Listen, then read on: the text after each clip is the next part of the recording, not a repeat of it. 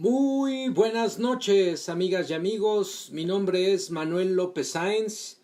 Hoy es 4 de junio del año 2019 y esta es la transmisión número 41 ya del contenido Ciberterritorio Informativo, un contenido por la promoción de una cibercultura para el consumo y producción inteligente de contenido en la red. El día de hoy ya ha transcurrido la emisión número 4 del contenido Ciberterritorio Bohemio el viernes 31 de mayo. El día de ayer ya una emisión más del contenido Ciberterritorio Socioemocional y hoy estamos como de costumbre todos los martes iniciando la transmisión en punto de las 10 de la noche. Muy buenas noches a quienes se incorporan: Ángeles Dávalos, Monitus y Jackson, y algunos otros que nos empiezan a acompañar. Karen Maite, muy buenas noches. Pues vamos a ir comenzando en lo que se integran algunas más de ustedes. Bienvenidas, bienvenidos todas quienes nos regalan como siempre el amable favor de su presencia.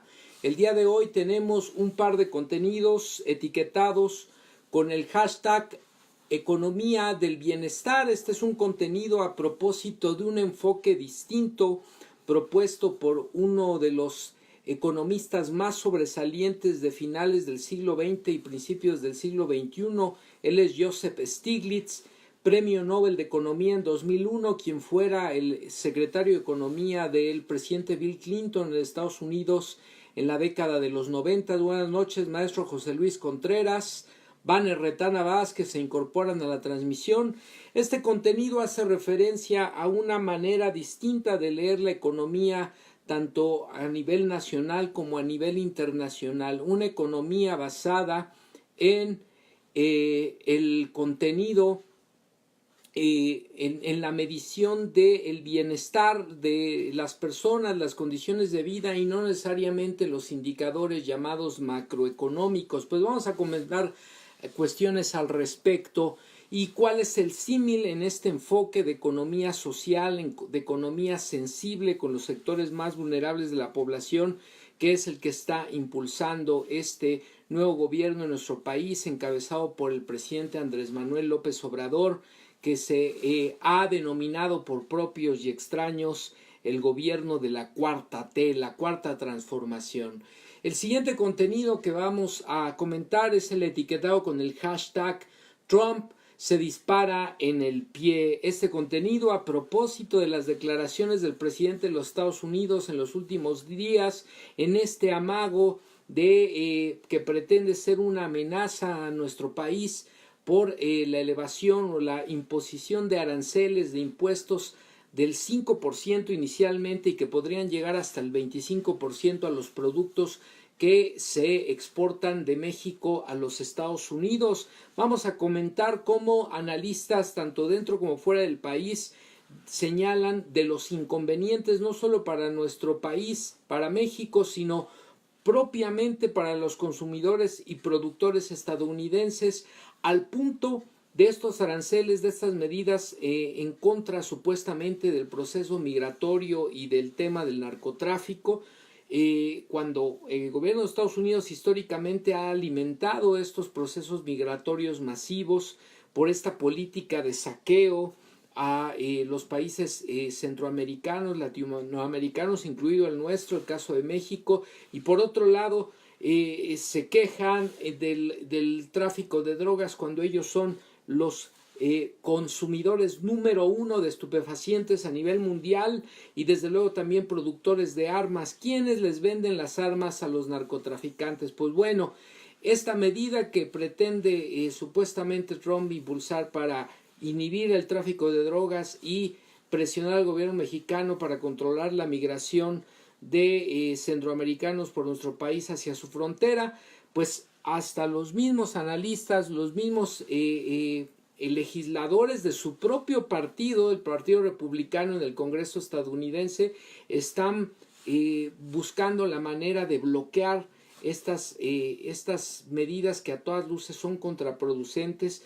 incluso en buena parte para sus propios gobernados, para el propio pueblo estadounidense. El siguiente contenido que vamos a estar comentando, amigas y amigos, tiene que ver con la etiqueta "Sigue la corrupción dando", y esto en referencia una vez más a un pez gordo que está por caer, a quien ya se le ha detenido, un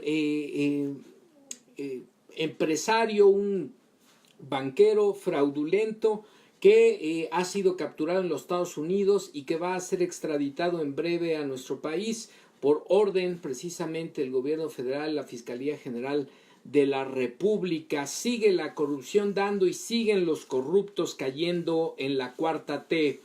El cuarto contenido está etiquetado con el hashtag "empleo en la cuarta T". Vamos a hablar de cómo va la situación de la generación de empleos en estos primeros meses de gobierno. Ha sido también un aspecto muy comentado en los medios masivos tradicionales, desde luego con su tónica, con su lectura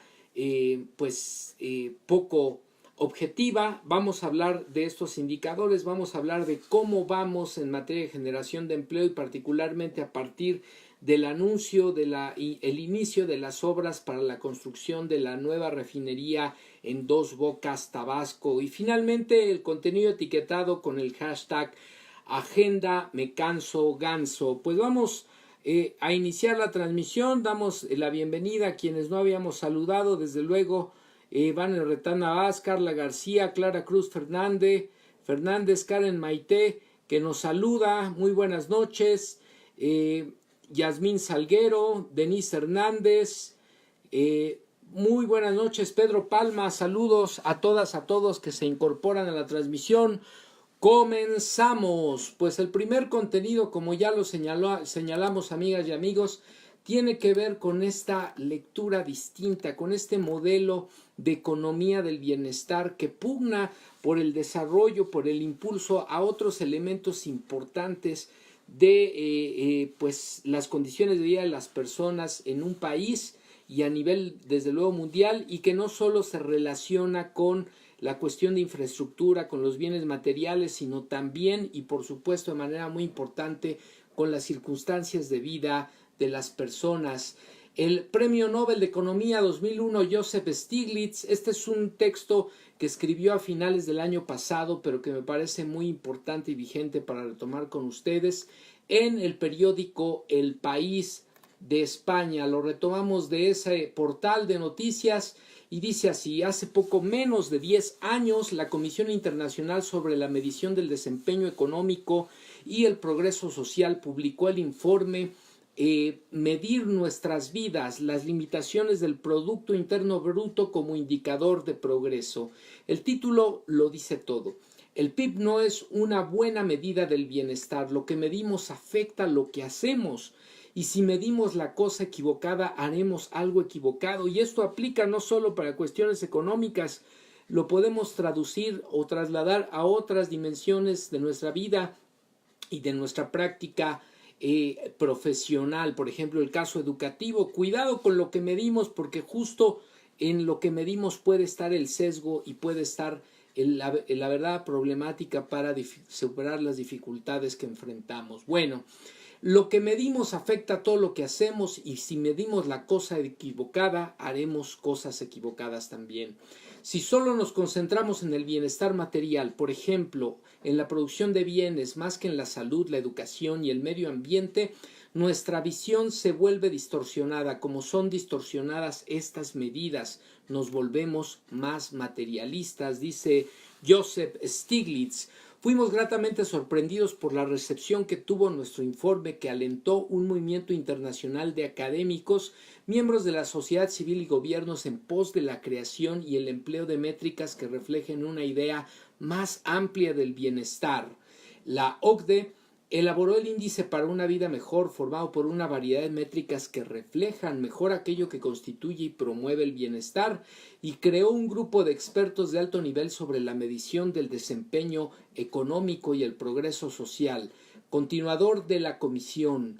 En el sexto Foro Mundial de la OCDE sobre Estadística, Conocimiento y Política, celebrado en Incheon, Corea del Sur, el grupo emitió el informe Beyond relacionado con más allá del PIB, medir lo que importa para el desempeño económico y social. El nuevo informe hace hincapié en varios aspectos, como la confianza y la inseguridad, que solo se trataron brevemente en medir nuestras vidas, y explora también en más profundidad otros aspectos como la desigualdad y la sustentabilidad.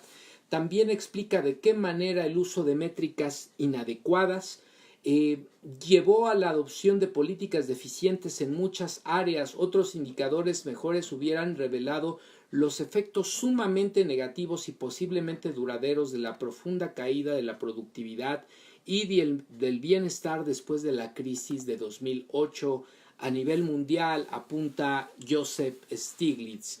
Los sucesos políticos de años recientes, por ejemplo en Estados Unidos y en muchos otros países del mundo, reflejan el estado de inseguridad en que viven muchos ciudadanos y al que el PIB presta muy poca atención. Inseguridad agravada por una serie de políticas excesivamente centradas en el PIB y en la prudencia fiscal. Piénsese en los efectos de las reformas de las pensiones que obligan a las personas a asumir más riesgos, o en las reformas del mercado laboral que en nombre de la flexibilidad debilitan la posición negociadora de los trabajadores al dar a los empleadores más libertad para despedirlos, lo que a su vez conduce a salarios más bajos y más inseguridad. Como mínimo, unas métricas mejores sopesarían estos costos con los beneficios y tal vez motivarían a las autoridades a acompañar esos cambios con otros que promuevan más seguridad y más igualdad. Y es que justamente, amigas y amigos, esto es lo que enfrentamos en los últimos 36 años, no solo en nuestro país, sino a nivel internacional. Políticas que ponderaron los indicadores macroeconómicos para valorar el desempeño de las economías nacionales y desde luego de la economía mundial. Políticas que promovieron el debilitamiento de los derechos laborales, políticas que promovieron un adelgazamiento de los servicios públicos, de las acciones de las instituciones en materia de políticas públicas orientadas a garantizar derechos fundamentales de la población de manera gratuita y de calidad, como la educación, como la salud, como el acceso a la cultura, a la ciencia, al sano esparcimiento, al empleo, a un ingreso que esté al alcance de solventar las necesidades básicas de un jefe de familia o de jefes de familia para con los suyos, etcétera, etcétera. A instancias, por ejemplo, de Escocia, apunta Stiglitz, un pequeño grupo de países ha formado la Alianza de la Economía del Bienestar. Y esta es la propuesta, esta es la visión que desde hace un par de décadas se ha venido impulsando como alternativa, como contraposición a la economía neoliberal, el modelo económico neoliberal, con la esperanza de que los gobiernos prioricen el bienestar y redirijan de tal modo sus presupuestos.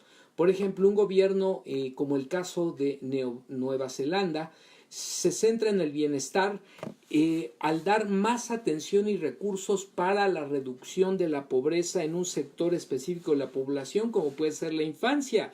En ese sentido, amigas y amigos, lo que estamos observando en materia de políticas públicas y particularmente de la economía en nuestro país, cuando se habla de voltear a ver a los sectores más vulnerables de la población, de generar oportunidades de estudio, de trabajo, de acceso a la salud, de mejores condiciones de vida para ese sector históricamente olvidado, es precisamente lo que se está promoviendo, la agenda de la economía del bienestar. Por supuesto que aquellos sectores que históricamente fueron favorecidos y también aquellos sectores que desde una postura aspiracionista han siempre estado buscando la posibilidad de emular el estilo de vida, el modo de vida, las circunstancias de vida de esos sectores de la población minoritarios e históricamente favorecidos. Pues lo que se ve aquí cuando se trata de impulsar este tipo de visión de la economía y de política de gobierno, pues es que se recibe con rechazo, con desconfianza o incluso con mucha violencia. como es lo que hemos estado viendo en los primeros meses de gobierno de nuestro país, sobre todo esta élite político-financiera y un sector de la población que aspira a emular, pero que está muy lejos de alcanzar las condiciones de vida en el sentido material que tienen estos sectores minoritarios de la población. Pues bueno, métricas mejoradas, continúa Stiglitz, también serían una importante herramienta de diagnóstico para que los países puedan identificar los problemas antes de que las cosas se salgan de control y elegir las herramientas correctas para encararlos. Si, por ejemplo, Estados Unidos hubiera pensado más en la salud en vez de solo en el Producto Interno Bruto como indicador, la disminución de la expectativa de vida entre los estadounidenses sin educación superior y especialmente entre los residentes de las regiones desindustrializadas hubiera sido evidente hace años.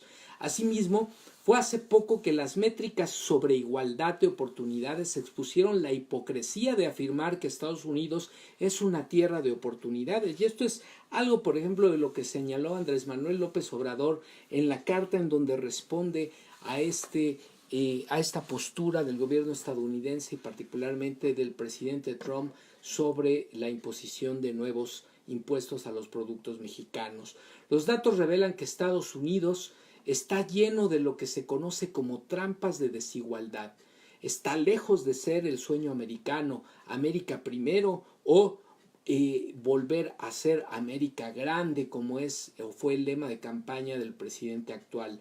Los datos revelan que los que nacen abajo tienden a quedarse allí, es decir, no hay movilidad social y ese es el problema de las sociedades actuales, sobre todo aquellas que optaron en su mayoría a nivel mundial por los modelos político-económicos neoliberales. No hay movilidad social, como sí la hay, por ejemplo, en las economías llamadas del capitalismo social. Por ejemplo, el caso de los países nórdicos que no incrementaron, como sí ocurrió a nivel internacional, la desigualdad. Al contrario, obtuvieron un crecimiento, un desarrollo armónico en cuanto al bienestar de su población y lo siguen teniendo, ponderando precisamente las condiciones de vida de la población como indicador del desarrollo de sus economías. Bien,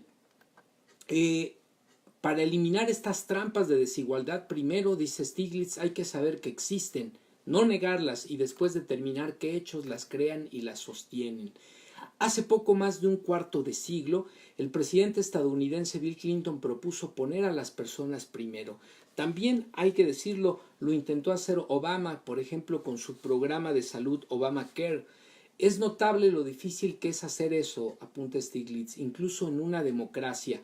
Diversos grupos de presión corporativos y de otros tipos, ¿les suena, amigas y amigos? Siempre buscarán que sus intereses tengan prioridad. La inmensa rebaja impositiva aprobada en Estados Unidos por la administración Trump a estas alturas del año pasado es un ejemplo patente.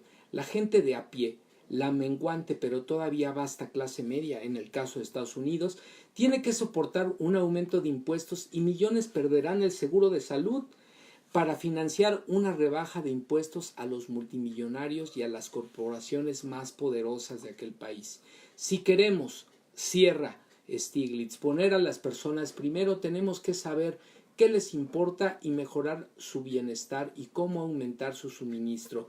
La agenda de medición más allá del PIB seguirá desempeñando un papel fundamental para ayudarnos a alcanzar estos objetivos cruciales. Pues ahí lo tienen, amigas y amigos, esta postura que está impulsando, decíamos al inicio de la nota, desde hace varios años ya, para ponderar otro tipo de lecturas del desarrollo, del crecimiento económico de los países y de la economía a nivel mundial, en donde lo más importante sea el bienestar de la población, en donde lo más importante o lo que más nos ayude a identificar el progreso de una economía nacional o a nivel mundial sea la manera en la que viven las personas, su condición de salud, su condición de educación, su condición de bienestar, de acceso a vivienda, de acceso a trabajo, de posibilidades de desarrollarse, de ser felices,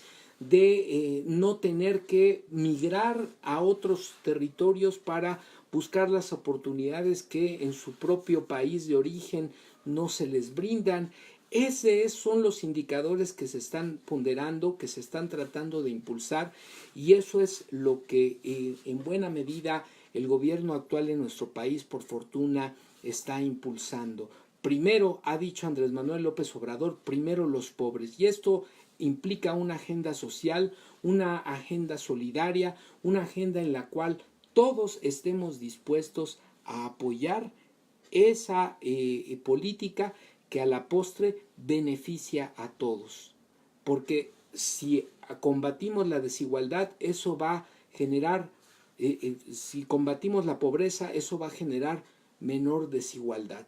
Y si combatimos la desigualdad, esto va a generar mayores posibilidades de bienestar, de reconstrucción del pacto social, del tejido social, y en ese sentido de posibilidades y oportunidades de vida digna para todos, no solo para unos cuantos. Pues ahí lo tienen, amigas y amigos, con esto cerramos el primer contenido de la emisión el día de hoy, y ahora continuamos con esta nota recuperada del portal de noticias digital de la revista Forbes, esta revista especialista en temas de economía y finanza internacionales. La nota se titula "Tres formas en que Estados Unidos pierde si Trump impone aranceles a México". Esta nota está recuperada del día de ayer, 3 de junio, y está firmada por Viridiana Mendoza Escamilla. Dice así la nota: tres formas en que Estados Unidos pierde si Trump impone aranceles a México. Cada año México exporta, algunos datos de contexto con los que inicia la nota, más de 350,000 millones de dólares a Estados Unidos. El arancel inicial de 5% propuesto por Trump como amenaza para contener el paso de migrantes a Estados Unidos por suelo mexicano implicaría un impacto de cerca de 18,000 millones de dólares en la economía mexicana, equivalente a 1.5% del PIB en un año. Si el arancel escalara hasta el 25%, el impacto sería de alrededor de 90,000 millones de dólares, es decir, un equivalente al 7% del Producto Interno Bruto. Sin embargo, la medida también tendría un impacto directo y fuerte para la economía estadounidense.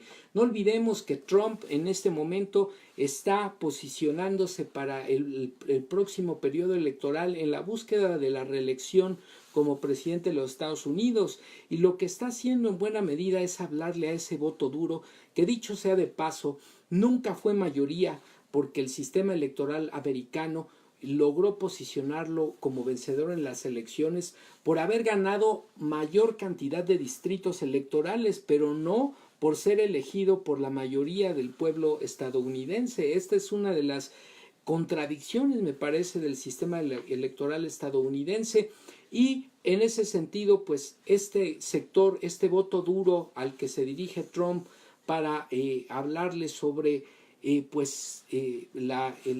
desprestigio a otros países, como el caso mexicano, un sector de la población sumamente racista que se ha venido también disminuyendo, pues en este momento vuelve a hablarles a ellos para tratar de reposicionarse y tener voto duro frente a las próximas elecciones. Pero como dicen por ahí, perro que ladra no muerde. Pues bueno, esto deriva de algunas conclusiones de una mesa de análisis para determinar cuáles son los efectos de esta medida unilateral organizada por el think tank estadounidense sobre asuntos internacionales llamado Atlantic Council. Jason Marsack, director del Centro Adrian Arch Latin America del Atlantic Council, explicó que la medida no tiene ningún sentido económico, pues no resulta racional. Como exige Trump, cerrar una frontera de manera total. Los países no son capaces de cerrar sus fronteras al 100%. Y bueno, en ese sentido, en la mesa participaron también la directora del Centro de Estudios Mexicano, México, ¿Cómo vamos?, Valeria Moy, así como Bart Osterveld, director del Programa de Negocios Globales y Economía del Atlantic Council, quienes coincidieron en algunos impactos económicos para Estados Unidos derivados del arancel a productos mexicanos.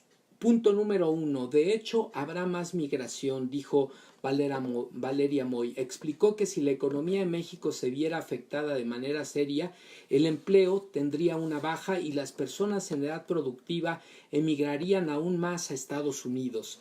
En este caso, dijo, el efecto político que Trump busca pues no existiría. Al contrario, sería contraproducente, pues el problema al cual señala y por el cual pretende imponer estos aranceles se incrementaría. El segundo aspecto es que los que pagarían este costo de elevación de los impuestos serían los consumidores estadounidenses. Ellos tendrían que pagar más por sus propios bienes.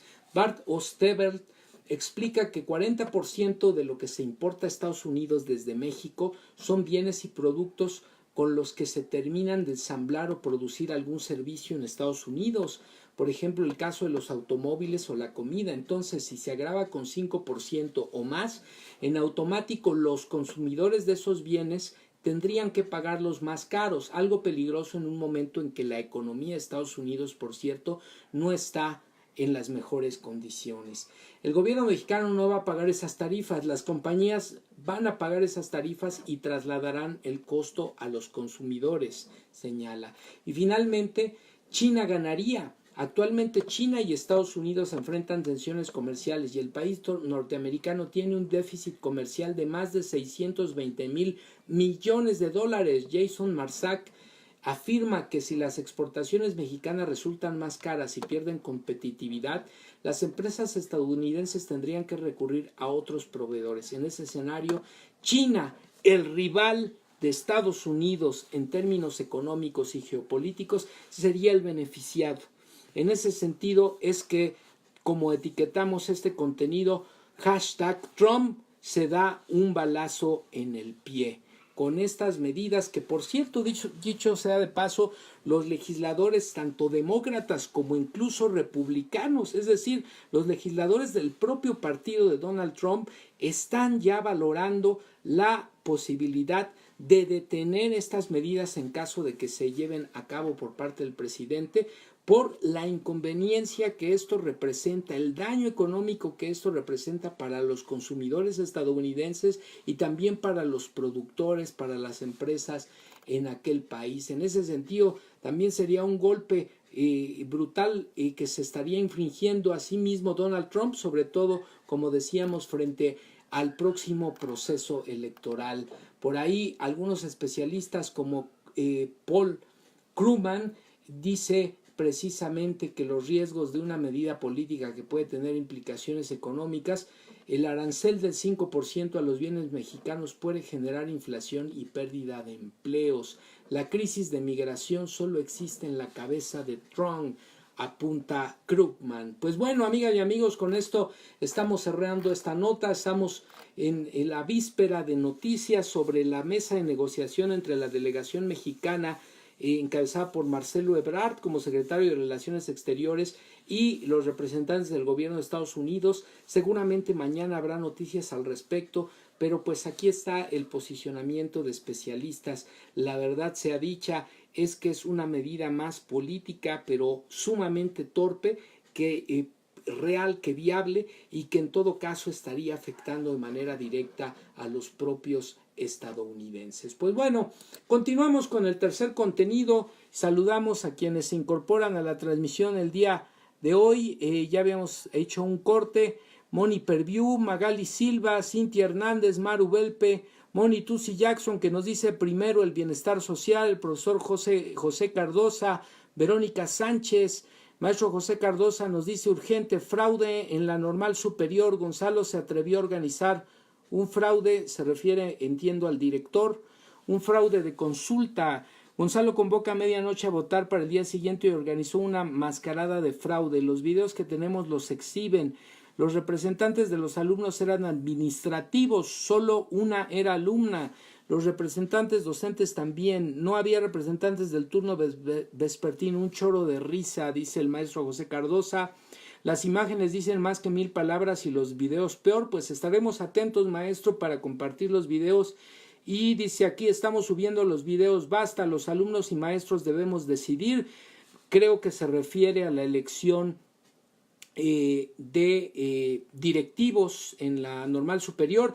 De hecho, amigas y amigos, hay que decirlo para quienes estamos en las escuelas normales, en breve, el día de mañana, tengo entendido, tiene que salir la convocatoria para el concurso de oposición para los nuevos directivos en todas las escuelas normales, sin excepción. Aquí, a ver si el maestro Cardosa nos puede explicar un poquito más lo que pasó en la normal superior, porque pareciera que se están adelantando vísperas, pero evidentemente la normal superior tiene también su propia dinámica. Dice, Obrador y Moctezuma deben frenar el fraude electoral en la Escuela Normal Superior de México. Pues bueno, ahí está el comentario y pues lo damos a conocer para quienes nos acompañan. Bien, pues bienvenidas, bienvenidos todos y continuamos.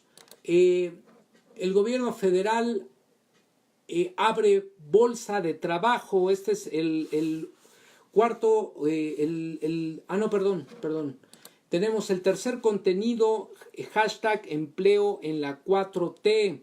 Esta nota la recuperamos del portal de noticias digital Polemón, publicada el día 2 de junio y hace referencia a una acción legal más del nuevo gobierno en contra de peces gordos que desfalcaron a, en este caso, ahorradores de nuestro país por alrededor de 6,000 millones de pesos. La nota se titula Hizo un fraude de 6,000 millones de pesos con FICREA, gobierno de AMLO ya lo detuvo. Esta nota la recuperamos, decíamos, del portal de noticias digital Polemón. Está firmada por la editorial del portal. Dice así: el dueño de la Sociedad Financiera Popular Sofipo FICREA, Rafael Olvera Amezcua, fue detenido este miércoles en Texas, en los Estados Unidos, por presuntamente haber defraudado por cerca de 6,000 millones de pesos a miles de ahorradores en nuestro país. Olvera, que llevaba casi 5 años prófugo, fue detenido para ser extraditado a México con el objetivo de responder a las órdenes de aprehensión y procesos judiciales iniciados en su contra en territorio nacional. Agregaron que desconocen la calidad migratoria con la que Olvera entró a los Estados Unidos, obviamente prófugo de la justicia mexicana, así como a los medios de defensa que pueda oponer, por lo que el proceso podría tomar algún tiempo antes de concluirse. Fíjese, esto es el tipo de migración que le debería de preocupar al gobierno de los Estados Unidos. Los delincuentes de cuello blanco que se van del país, que se llevan el dinero que se robaron de todos los mexicanos y que sin ningún problema entran con toda la respetabilidad del mundo al territorio de los Estados Unidos, y claro, como van a dejar ese dinero en las cuentas de aquellos bancos, los bancos americanos, pues entonces no se les hace el feo como sí se les hace a los migrantes que están yendo a trabajar honestamente en búsqueda de una oportunidad para una vida mejor. Ahí lo tienen, amigas y amigos, la hipocresía del gobierno estadounidense. Bien, fue en diciembre de 2014 que se destapó el fraude de la financiera, luego de que se detectara una triangulación y desvío de recursos para gastos personales, supuesto lavado de dinero, varios delitos financieros y fraude contra más de 6,800 ahorradores, delitos realizados por socios y directivos principales de la sociedad.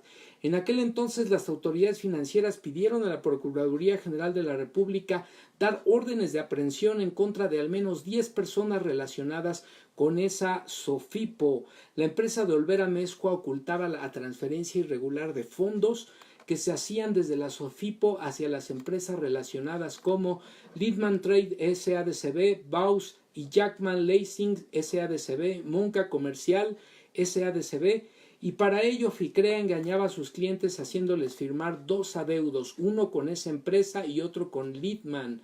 Estos clientes solo recibían el monto suscrito una vez.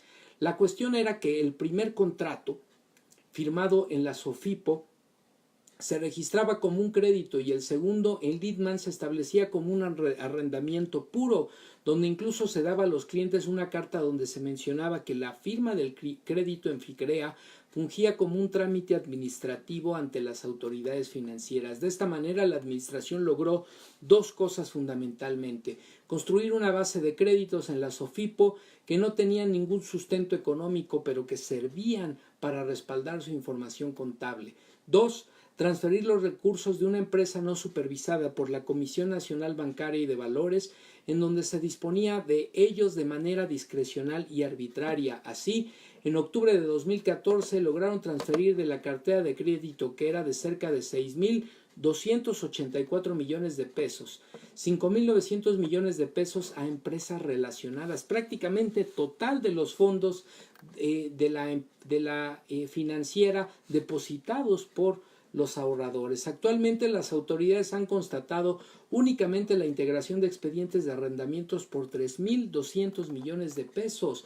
Por este motivo se especula un desfalco de cerca de 2.700 millones de pesos con fondos que fueron utilizados en el extranjero en la compra de bienes inmuebles, inmuebles de uso no relacionado con las actividades de la sociedad y gastos personales de los socios, como la nómina del capitán de una aeronave o un yate, por ejemplo. Con el dinero de los ahorradores, los socios de FICREA compraron 52 inmuebles y 104 vehículos, entre los que hay autos utilitarios por parte de la SOFIPO y también autos de lujo. Asimismo, según datos de ahorradores afectados, también hay demandas en contra de autoridades. Hasta hace 2 años, de los miles de defraudados, solo 60 se mantenían en juicio, principalmente contra la Comisión Nacional de Bancaria y de Valores, por la que también se habían presentado 6 demandas colectivas por la supervisión irregular.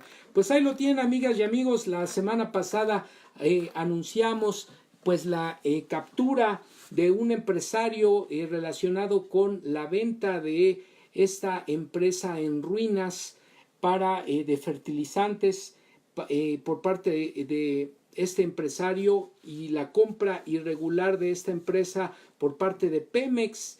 También la emisión de la orden de captura contra Emilio Lozoya por ese tema y por el caso Odebrecht.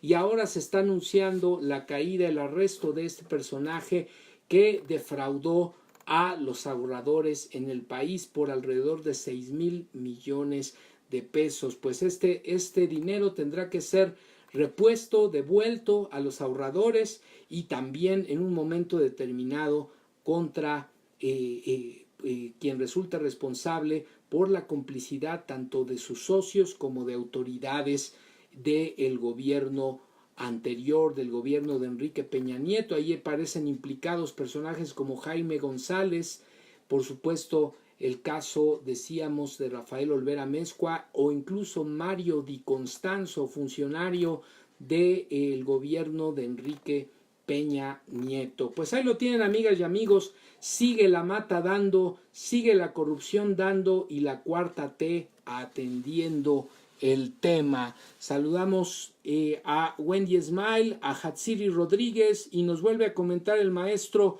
José Cardosa. Fraude en Normal Superior. Se pregunta: Gonzalo se atrevió a organizar un fraude.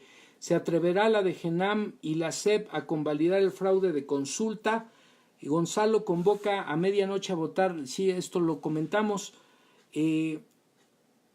Pero la consulta, maestro José Cardosa, ayúdenos. La consulta fue para la cuestión de renovación de directivos. La consulta fue para la emisión de la convocatoria.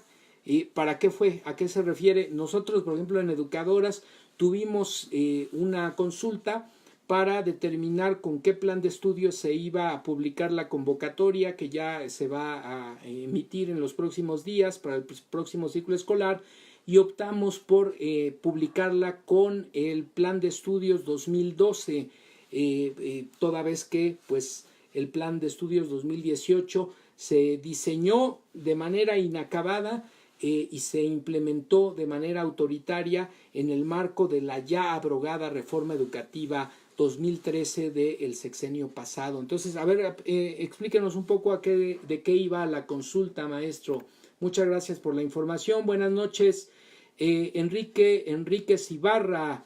Se incorpora el maestro Enríquez Ibarra. Muy buenas noches. Dice el maestro José Cardosa sobre el plan de estudios.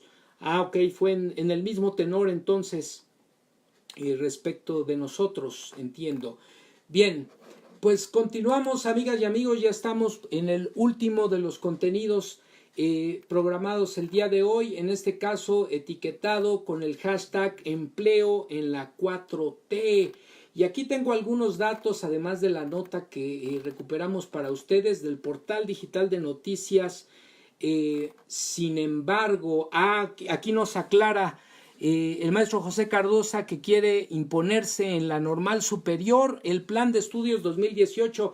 No, maestro, no lo permita. Nosotros le podemos decir, en la Escuela Nacional para Maestras de Jardines de Niños dimos el debate, dimos la batalla y no lo permitimos. No permitimos la imposición del plan de estudios 2018 diseñado en el marco de la mal llamada Reforma Educativa 2013, punitiva, autoritaria, represora, que golpeó a nuestros compañeros maestros y en ese sentido que roba la identidad a la formación de los normalistas. No lo permitimos, no dimos pie a ello, planteamos un 2012 y un proceso de reestructuración del 2012 en el marco de la autonomía curricular que se está planteando para las escuelas normales y desde ahí es que estamos dando la batalla. Por supuesto, no permitimos la imposición, no permitan ustedes la imposición.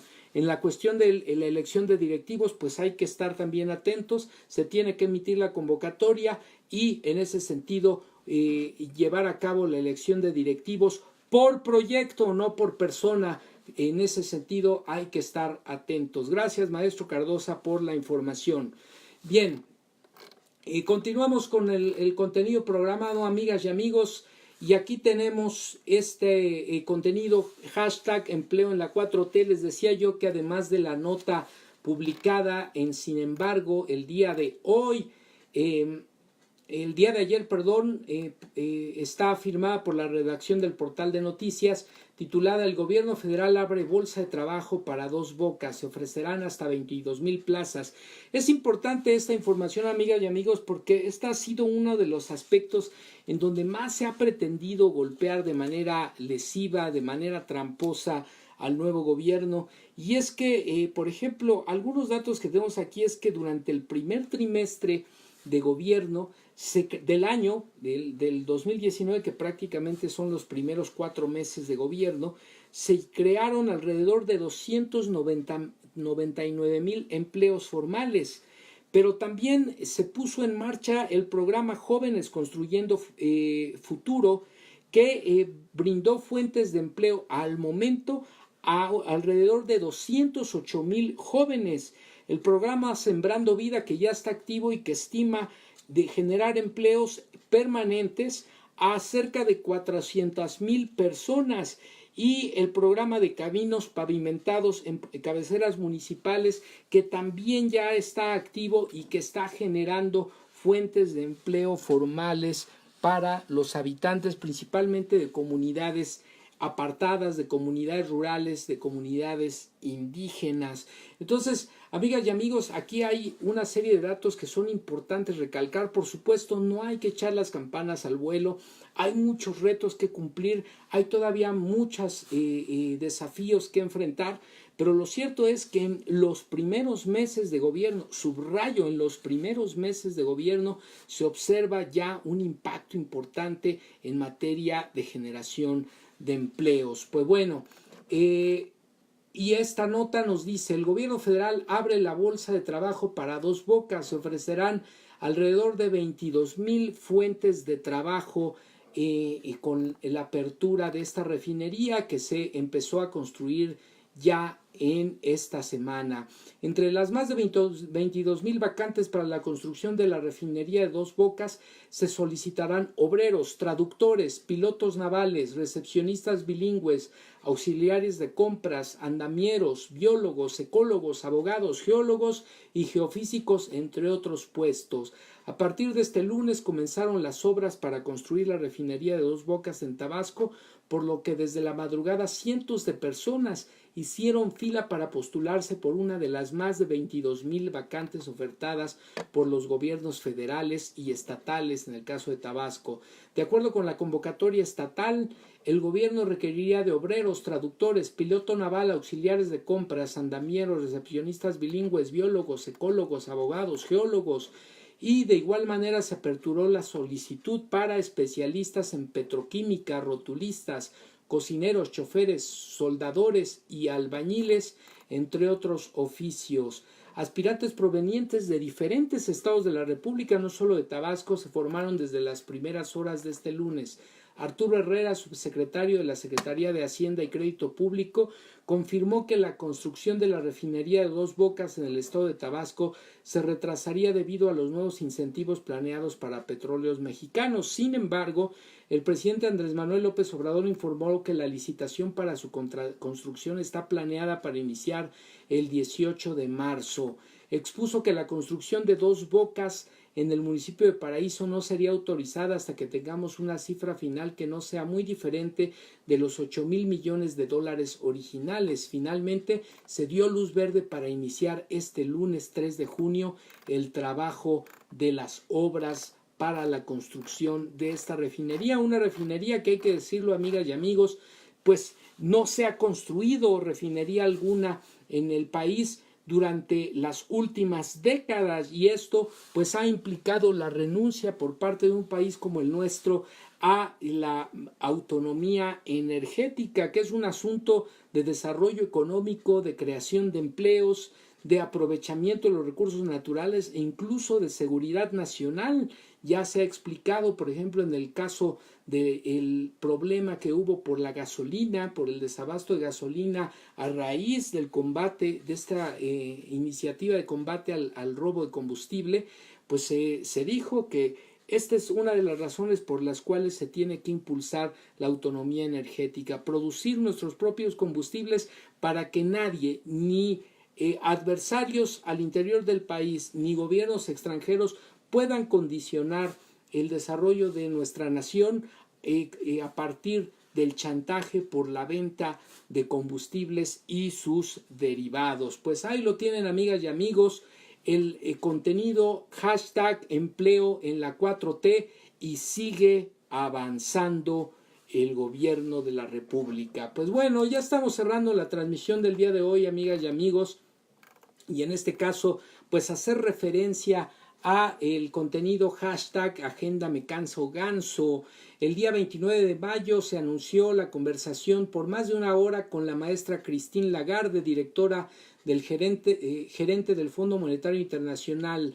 Dijo el presidente: coincidimos en aplicar nuevos enfoques en nuestras relaciones: honestidad, igualdad de género, respeto al medio ambiente y combate a la pobreza. El 30 de mayo se anunció con gran entusiasmo la participación del presidente en la reunión de directivos mundiales del Banco de América, y se conversó con Stefano Manservisi, director general de Cooperación Internacional y Desarrollo de la Comisión Europea. El 31 de mayo se anunciaba la carta emitida al presidente Donald Trump, la postura de nuestro gobierno frente al anuncio de los impuestos que pretende llevar a cabo Donald Trump. Ya dijimos al inicio de esta emisión de los inconvenientes de esta medida, incluso para el propio pueblo estadounidense. El 31 de mayo en Tlaxcala se entregaron pensiones a los adultos mayores. 7,668,471 personas de todas las clases sociales ya reciben su pensión bimestral. Falta entregar un 8% de las tarjetas. El presupuesto de este programa ha sido cercano a los 50,000 millones de pesos. El amor, dice el presidente, es transformación. Y aquí un elemento importante a comentar, amigas y amigos, que estos programas de becas, de apoyos, de pensiones, no es propiamente una dádiva, porque muchas veces he escuchado este argumento. Lo cierto es que vivimos en una economía del consumo. Si la gente tiene dinero, y sobre todo los sectores más vulnerables de la población tienen dinero, consumen, y el consumo mueve y promueve el crecimiento de la economía. Esta es una de las razones por las cuales no necesariamente estos programas son regalarle dinero a la gente, sino es movilizar el recurso existente para a su vez incentivar el consumo y dinamizar la economía, y por otro lado atender a estos sectores de la población históricamente olvidados, que dicho sea de paso, por falta de información no cuestionamos cómo de manera reiterativa e históricamente nuestros impuestos fueron utilizados para mantener, eso sí, a parásitos de la clase política de este país y a parásitos también de las grandes empresas que no pagaron impuestos, que les exentaron los impuestos, y que quienes sí pagamos impuestos financiamos los recursos que estaban disponibles para el funcionamiento de nuestro país y del propio gobierno. Por ejemplo, muchas veces se ha hablado y se ha denunciado que de nuestros impuestos salió durante mucho tiempo el pago de becas para los hijos de los gobernantes y de los altos funcionarios, el pago de seguros médicos de gastos mayores, el pago de viviendas, de transporte, de choferes, de seguridad, de vestimenta, de alimentación, hasta de gastos médicos relacionados con cirugías estéticas. Todo eso salió de nuestros impuestos y nunca nos enteramos y nunca nos inconformamos, y ahora que se les entrega a un sector de la población históricamente abandonado algún recurso mínimo, se cuestiona por ciertos sectores de la población. Pues ahí está la reflexión, amigas y amigos. El 1 de junio se realizó la ceremonia por el día, la conmemoración precisamente de el Día de la Marina Nacional, y aquí el presidente Andrés Manuel López Obrador daba a conocer el texto que dejó en el libro de visitantes de honor en el marco de esta ceremonia. Es un honor participar en esta ceremonia del Día de la Marina Nacional para rendir un homenaje eterno a quienes han perdido la vida en los mares y en las costas en cumplimiento de su deber y defendiendo nuestra patria. Además de recordar a los defensores del puerto de Veracruz durante la invasión estadounidense de 1914, vaya importancia y coincidencia en el marco de las cosas que estamos hablando en este momento.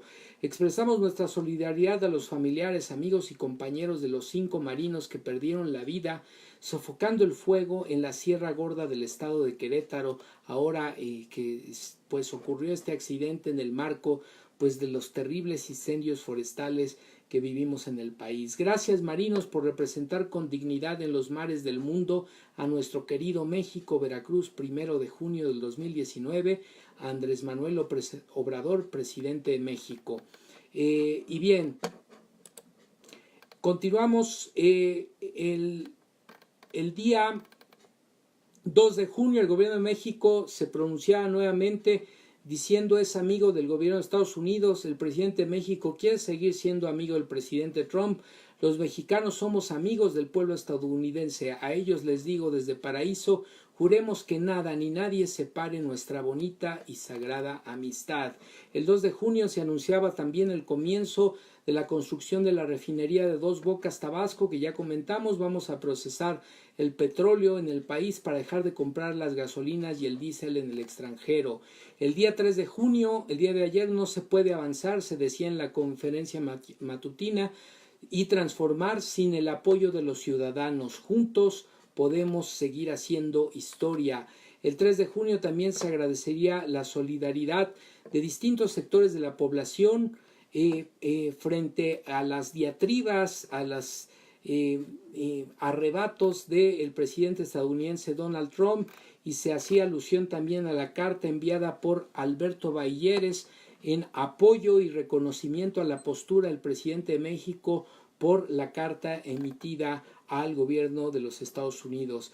Hace 16 horas el día de hoy, en la mañanera, se decía, la cuarta transformación saciará el hambre y la sed de justicia del pueblo de México.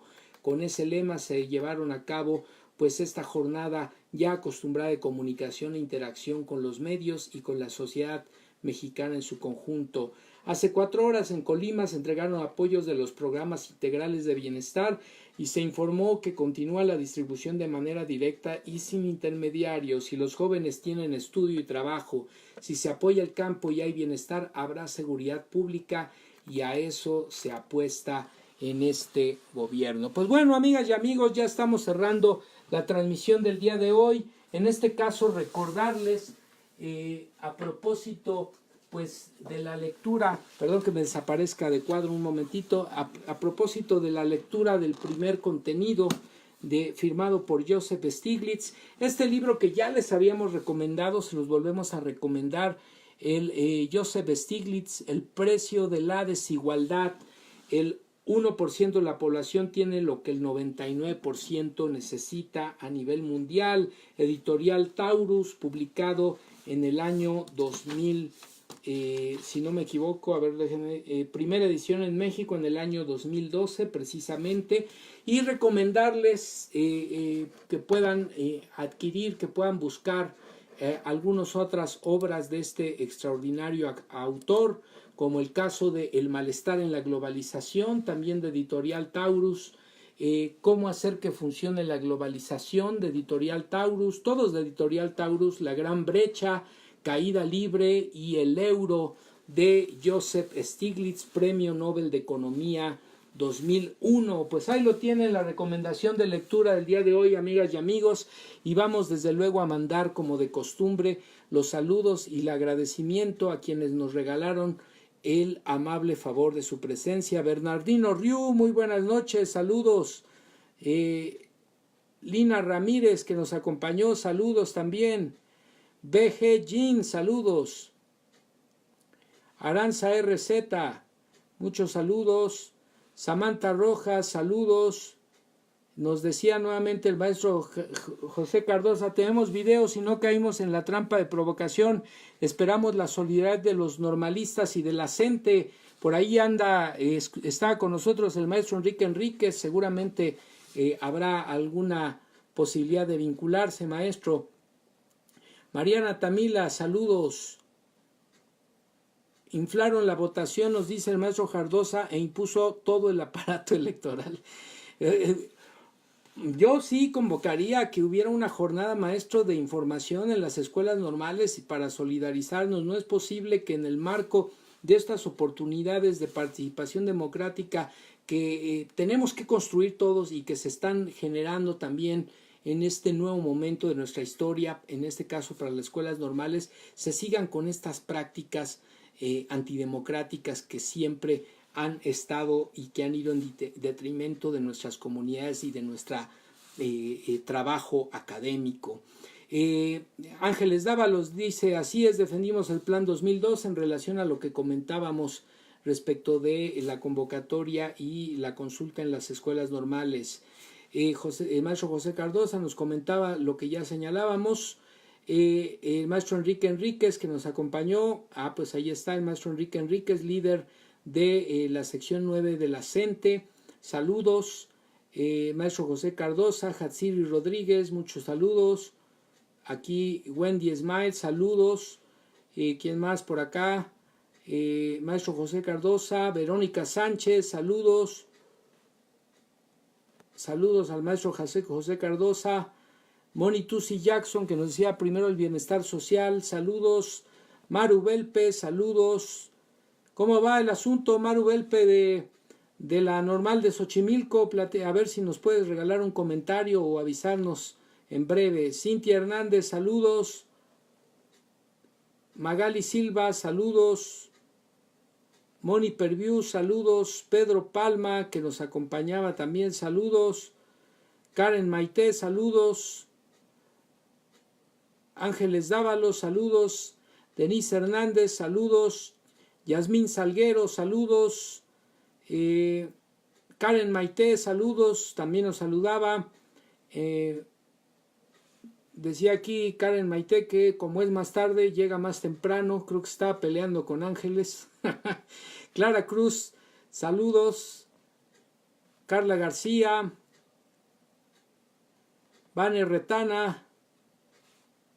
Ay, ya se me fue, perdón. ¿Quién más por aquí? El maestro José Luis Contreras, también muchos saludos. Moni Tusi Jackson, que andaba por aquí. Y Ángeles Dávalos, muchos saludos a todas y a todos. Muchas gracias por el amable favor de su presencia. Les invitamos a suscribirse a nuestros canales de YouTube, el canal de YouTube hashtag Ciberterritorio Informativo Manuel López Sainz, el canal de YouTube Ciberterritorio Socioemocional de Ángeles Dávalos y el otro canal de YouTube que tenemos hashtag Ciberterritorio Bohemio, en donde también ya hemos subido los contenidos correspondientes a las emisiones. En breve tendremos también ya el contenido viajero Ciberterritorio Pata de Perro. Pues me despido de ustedes, amigas y amigos. No olviden suscribirse a nuestro canal, compartir los videos, darle like para que poco a poco lleguemos a más y más personas. Mi nombre es Manuel López Sainz. Hoy 4 de junio del 2019. Esto fue Ciberterritorio Informativo en su emisión número 41 ya. Muy buenas noches y hasta la próxima.